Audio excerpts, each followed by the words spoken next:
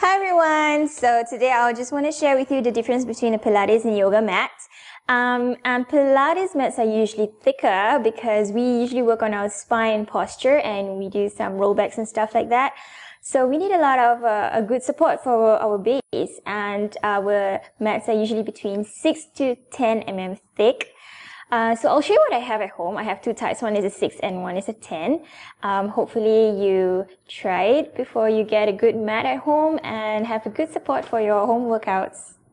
So here are my two different mats, 6 mm and 10 mm. So this is how it looks like, the thickness. So you can see that's pretty comforting already. 6 mm here and the 10 mm like that.